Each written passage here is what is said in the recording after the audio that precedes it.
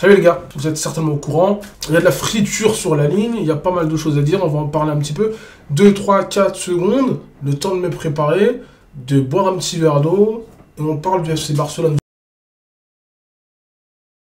Vous n'êtes pas sans savoir que le FC Barcelone, ça va pas. Vous n'êtes pas sans savoir que les derniers résultats du FC Barcelone sont plutôt calamiteux. Vous n'êtes pas sans savoir que le FC Barcelone reste sur 2 résultats décevants. Vous n'êtes pas sans savoir que Lionel Messi, au Paris Saint-Germain, pour l'instant, ce n'est pas une réussite. Mais vous n'êtes pas sans savoir que le FC Barcelone a une vie sans Messi. Vous n'êtes pas sans savoir que Memphis Depay a été présenté comme le joueur clé et le joueur phare qui va faire oublier Messi. Vous n'êtes pas sans savoir que Memphis Depay a été comparé avec Karim Benzema depuis quelques semaines et peut-être depuis un mois depuis son arrivée. Force est de constater, aujourd'hui on se rend compte de l'absence de Messi, à quel point elle pèse, et que c'était peut-être l'un des rouages essentiels et peut-être celui qui portait cette équipe sur ses épaules. Vous n'êtes pas sans savoir qu'à l'heure où je vous parle, Mohamed Ali c'est le Real Madrid et Sonny Liston c'est le FC Barcelone. Donc on va le faire clairement, les 2 derniers résultats, les résultats sont catastrophiques et il y a plusieurs raisons là-dedans. C'est la résultante d'un effectif qui n'est plus au niveau. Vous avez des joueurs exceptionnels, vous avez des Coutinho, vous avez des Memphis Depay, mais d'abord la première question dont on va se poser, c'est quels sont les joueurs exceptionnels, quels sont les joueurs qui pourraient jouer dans le top européen. Quand vous regardez la défense centrale, il n'y a aucun défenseur au FC Barcelone qui objectivement fait partie des 10 meilleurs défenseurs du monde. Au milieu de terrain, on peut faire le même constat, Busquets était l'un des meilleurs, aujourd'hui fait-il partie des 5 meilleurs milieux défensifs du monde? On peut se poser cette question-là et être plutôt rationnel. Aujourd'hui, soit De Jong ou Busquets, ils ne sont même plus cités dans les meilleurs milieux du monde. Ils le sont de par leur niveau intrinsèque, parce qu'intrinsèquement, c'est les meilleurs, mais est-ce qu'on parle d'eux aujourd'hui comme des joueurs qui font partie du lot, qui font développer le jeu de son équipe? Quand on regarde le classement, évidemment, on peut se poser cette bonne question. Vient ensuite les offensifs, et là on parle de l'attaque. Est-ce que vous pensez sincèrement que Memphis Depay peut être comparé et mettre sur la même ligne qu'un Karim Benzema? Est-ce que vous pensez objectivement qu'un joueur comme Coutinho peut être comparé de la même manière qu'un Bruno Fernandes? Je ne pense pas objectivement. Ronald Koeman, parce qu'il faut parler de Ronald Koeman. Ronald Koeman, il fait une saison l'année dernière qui est finalement quelconque. On le garde, mais tout le monde savait, on ne va pas se le mentir, que Ronald Koeman, ça ne marchait pas. On a déjà vu des matchs importants, notamment au Paris Saint-Germain, où il fait des changements qui n'ont ni queue ni tête. Il fait des remplacements quelconques, et on l'a gardé, on l'a prolongé. Au bout de même pas 5-6 journées de Liga, maintenant on est en train de parler. Mais au bout d'un moment, quelle était la pertinence de le garder si c'est pour le saquer 5 matchs après? Qu'est-ce qu'on fait? C'est la reconstruction qu'on est en train d'entamer ou c'est on a voulu prolonger, on a voulu se dire bon on va le garder, mais à quoi ça sert? Au bout d'un moment, c'est soit on rompt avec ce qui s'est passé, soit on décide de tout remettre à zéro, ou soit on continue. C'est pas au bout de 5 journées et dire non finalement le Barça ça va pas, on le vire. Non. Koeman, depuis la saison dernière, on sait que ça marche pas au Barça. On sait que ce n'est pas l'entraîneur pour. Il fallait prendre Xavi directement. Vous séparez de Messi, d'accord, il faut l'accepter, mais Koeman, que vient faire Koeman là-dedans? Vous lui avez donné du pouvoir, c'est du cinéma, vous l'avez vu la dernière conférence de presse de Koeman. Alors il lit une faille, il se barre. Mais au bout d'un moment, stop. Si le gars il ne peut pas tenir la pression populaire, il faut s'en séparer. Il y a beaucoup de choses qui ne vont pas au FC Barcelone. Nous, on va juste dire les problèmes qu'il y a, mais forcément, on en reviendra plus tard, mais trouver forcément des solutions.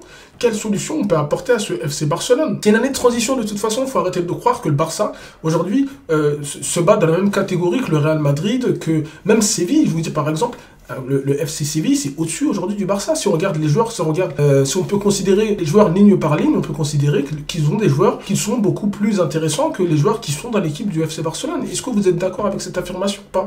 Je pense oui. Je pense qu'il faut arrêter de penser et d'imaginer le FC Barcelone sur le podium aujourd'hui. Rien n'est acté, ils peuvent arriver 4e, 5e ou 6e du championnat. Et ce sera plutôt normal. Et quand on regarde les dernières confrontations, on se dit c'est plutôt normal. Ansu Fati, il est blessé depuis un certain temps, parce que là, on remet tout sur Ansu Fati, sur les absents. Ansu Fati, dans quelles conditions physiques il va arriver?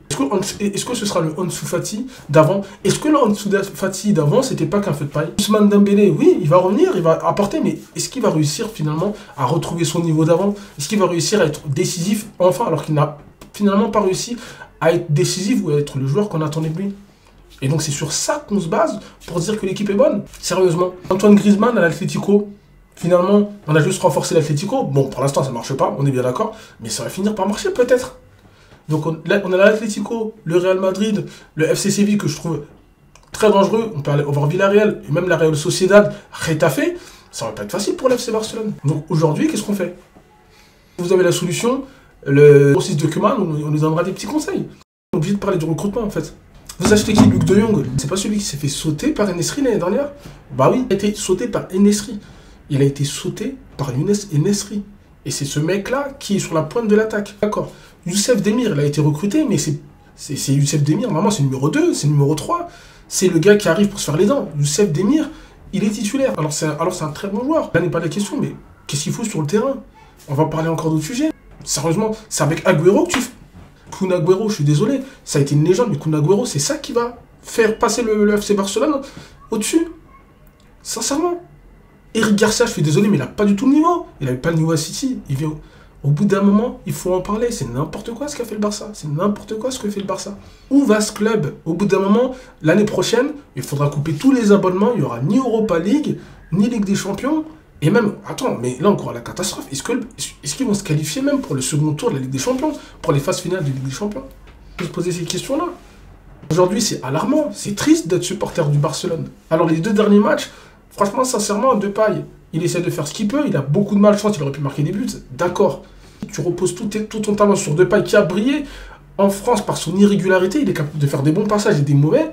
Mais le passage à vide de Depay, au bout d'un moment, qui va prendre le relais dans cette équipe? Là, on nous présente Depay, qui est le roi de l'irrégularité, comme le sauveur, comme un Karim Benzema, comme un Kylian Mbappé au PSG. Vous êtes sérieux, les gars? Vous êtes sérieux, là?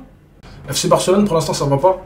On va regarder le prochain match. Le prochain match, on va le faire en débrief. On va commencer à en parler. On va parler du FC Barcelone parce que la situation, elle me rend ouf.